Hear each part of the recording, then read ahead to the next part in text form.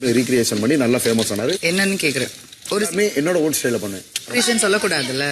உதாரணத்தை ஒரு சீனை நம்ம வந்து நண்பர்கள் அனைவருக்கும் வணக்கம். ஆக்சுவலா இப்ப லைவ்ல போயிட்டு இருக்க ஒரு விஷயத்தை பத்தி தான் இந்த வீடியோல நம்ம டீடைலா டிஸ்கஸ் பண்ண போறோம். போற போக்க பார்த்தா திவ்யா கணேஷ் இருக்காங்க பாத்தீங்களா, வர வாரங்கள்ல எல்லார்கிட்டயும் அடி வாங்குவாங்கன்னு தாங்க தோணுது. திவ்யா கணேஷ் வந்ததுல இருந்து வாட்டர் மெலனை நோண்டிக்கிட்டே இருக்காங்க, அதுவும் காரணமே இல்லாம நோண்டிட்டு இருக்காங்க. இப்ப காலையில எப்படி தெரியுமா பேச்சு கொடுக்குறாங்க, வாட்டர் மெலன் ஸ்டார் வந்து நான் சீனை ரீக்ரியேட் பண்ணி தான் கொஞ்சம் ஃபேமஸ் ஆனேன், அதாவது அந்த வாட்டர் மெலன் சீனை ரீக்ரியேட் பண்ணி தான் ஃபேமஸ் ஆனேன் அப்படின்ற மாதிரி சொல்றாரு. அதுக்கு இவங்க இருக்காங்கல்ல, அண்ணா ரீக்ரியேஷன்னா என்னன்னு உங்களுக்கு தெரியுமான்னு கேட்குறாங்க. அவரும் தெரியுமே அப்படின்ற மாதிரி சொல்றாரு. இல்லைன்னா ரீக்ரியேஷன்னா அந்த சீன் எப்படி இருக்கோ நம்ம அந்த மாதிரி தானே பண்ணோம், நீங்க அந்த மாதிரி பண்ணலையே என்ன அப்படின்ற மாதிரி சொல்றாங்க. அதாவது நீங்க ஆக்ட் பண்ற மாதிரி இல்லைண்ணே, நல்லா இல்லை, உங்க ஆக்டிங் நல்லா இல்லை, இவ்வளவுதாங்க விஷயம். இதை டைரக்டா சொல்லாம சுத்தி வளைச்சு ரீக்ரியேஷன்னா அதுல எப்படி பண்ணியிருக்காங்களோ அதே மாதிரி பண்ணோன்னே அப்படின்ற மாதிரி சொல்றாங்க. அதுக்கு இவர் இருக்கார்ல, நான் அதே மாதிரி பண்ண மாட்டோமா, நான் வந்து என் ஸ்டைலுக்கு கொஞ்சம் மாத்திப்போமா. இவர் இன்டர்வியூலலாம் பேசுவார் பார்த்தீங்களா திவாகர், இன்டர்வியூலலாம் என்ன சொல்லுவாரோ அதே டைலாக்கை தான் இங்கே சொல்றாரு.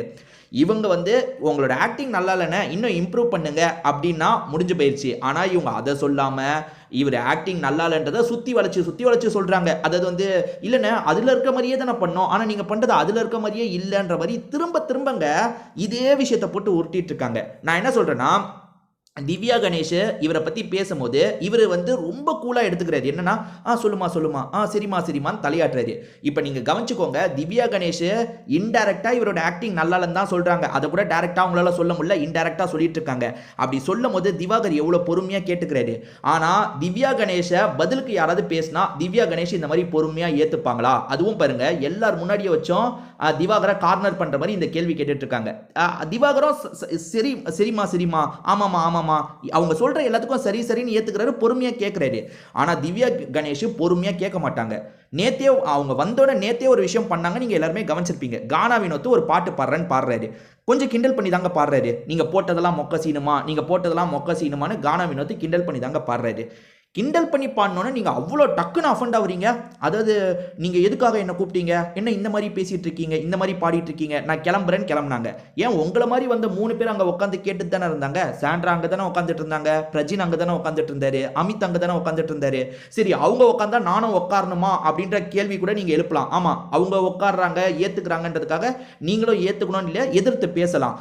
ஆனால் நீங்கள் ஒரு விஷயத்த பண்ணும் போது மட்டும் எல்லாரும் அமைதியாக கேட்டுக்கணும். ஆனால் அவங்க ஒரு விஷயத்த பண்ணும்போது நீங்கள் டக்கு கோவப்பட்டுருவீங்க, அப்படிதானே?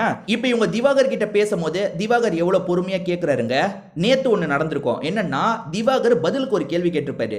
நீ வந்து நான் தரோம் அப்படின்னு பேசுறதெல்லாம் சொல்றமா, இங்க பேசும்போதே சட்டுன்னு வா போன்னு பேச ஆரம்பிச்சிடுறாங்க.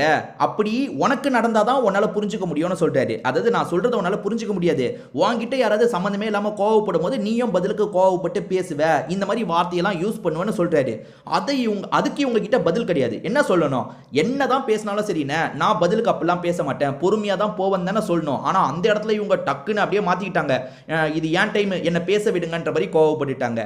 ஸோ திவ்யா கணேஷ் வர வாரத்தில் எல்லார்கிட்டையும் அடி வாங்க போறாங்க. இன்னைக்கே பார்வதி தொடங்கி வச்சிட்டாங்க அடிக்கிறதுக்கு. இதுக்கப்புறம் வர வாரங்களில் இவங்க வாயை விட்டு எவ்வளவு அடி வாங்குறாங்கன்றதை மட்டும் நீங்க பாருங்க. உங்க கருத்தை பத்தியும் கமெண்ட் செக்ஷன்ல சொல்லுங்க.